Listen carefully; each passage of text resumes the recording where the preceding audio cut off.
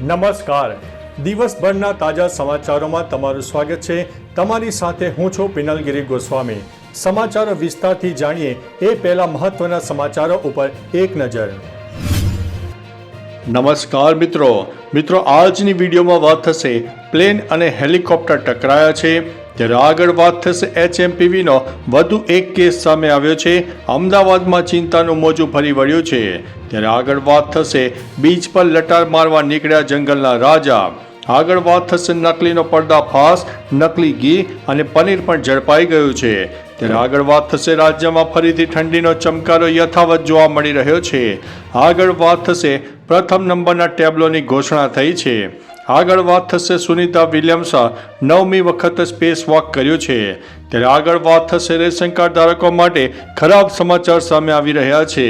ત્યારે વાત થશે ગૂગલના કર્મીઓએ પિટિશન સાઇન કરી છે। આગળ વાત થશે 1 ફેબ્રુઆરીથી આ કામ નહીં કરો તો પસ્તાવાનો વારો આવશે।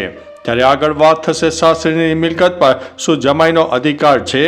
ત્યારે આગળ વાત થશે માળા વેચતી મોનાલિસાને મળી છે તેની પહેલી ફિલ્મ। હવે મિત્રો સમાચારો વિસ્તારથી।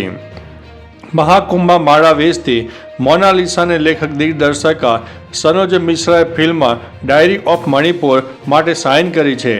મણિપુરમાં બનેલી એક ભયાનક ઘટના પર આધારિત આ ફિલ્મમાં મોનાલિસા એક મહત્વપૂર્ણ પાત્રમાં હશે।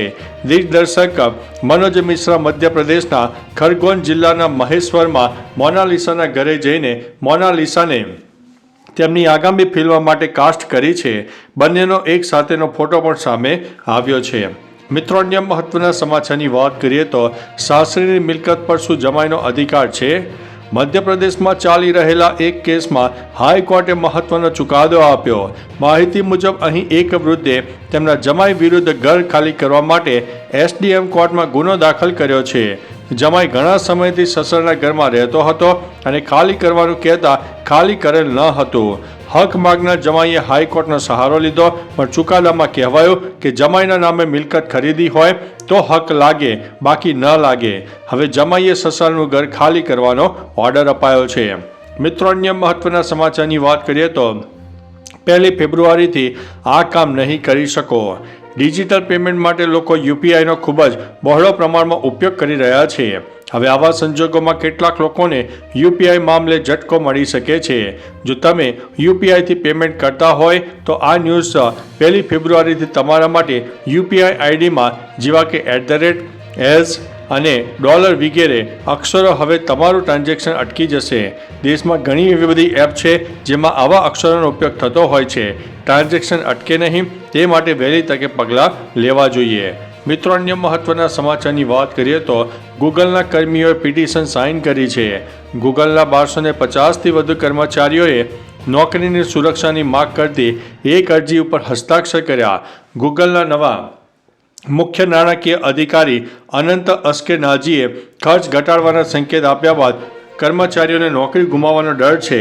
આ અરજીમાં ગૂગલના CEO સુંદર પિચાઈને મોટા પાયે કર્મચારીઓની છટણી કરવાને બદલે વોલેન્ટરી બોય આઉટ પર વિચાર કરવા માટે કહેવાયું છે।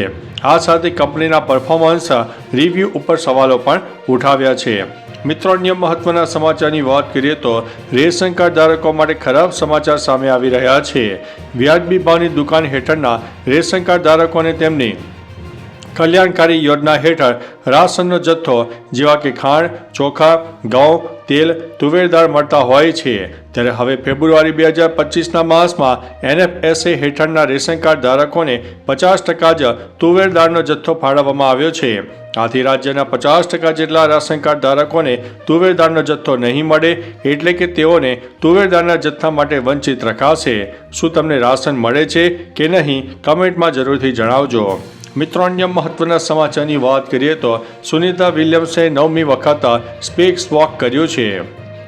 અવકાશ યાત્રી સુનિતા વિલિયમ્સ તેમના સાથે બેરી વિલ્મોર સાથે 9મી વખત સ્પેસ વોક કર્યો છે।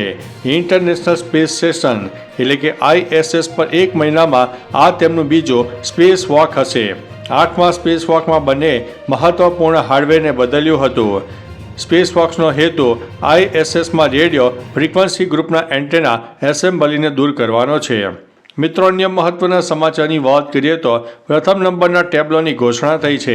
76મા પ્રજાસત્તાકના દિવસે કર્તવ્ય પથ પર રજૂ કરવામાં આવેલો ટેબ્લો અને માર્ચિંગ ટુકડીઓના વિનરની જાહેરાત કરવામાં આવી છે, જેમાં ઉત્તર પ્રદેશના ટેબ્લોને પ્રથમ સ્થાન અને જમ્મુ કાશ્મીરના રાઇફલ્સને શ્રેષ્ઠ માર્ચિંગ ટુકડીનો સમાવેશ થયો છે. વિશેષ એવોર્ડમાં કેન્દ્રીય જાહેર બાંધકામ વિભાગ અને જયતી જય મામહ ભારતમ નૃત્ય જૂથને એનાયત થયો છે. મિત્રો, અન્ય મહત્વના સમાચારની વાત કરીએ તો રાજ્યમાં ફરીથી ઠંડીનો ચમકારો જોવા મળ્યો છે. રાજ્યમાં ફરીથી ઠંડી વધી રહી છે.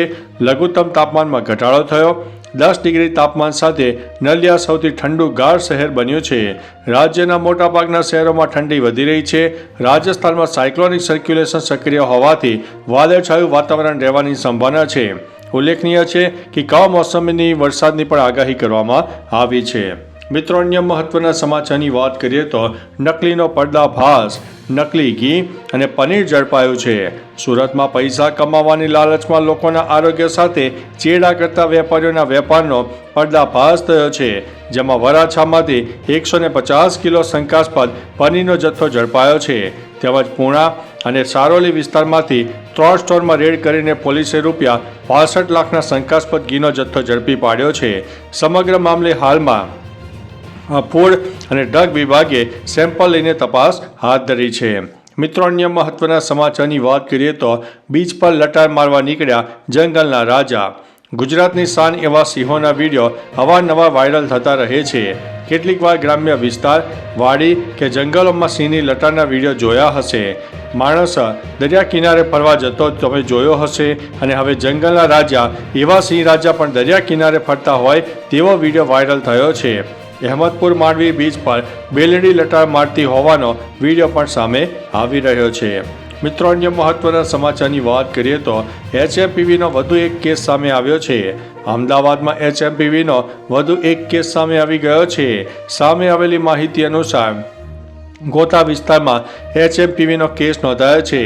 4 વર્ષીય બાળક SGVP હોસ્પિટલમાં સારવાર હેઠળ રાખવામાં આવ્યું છે.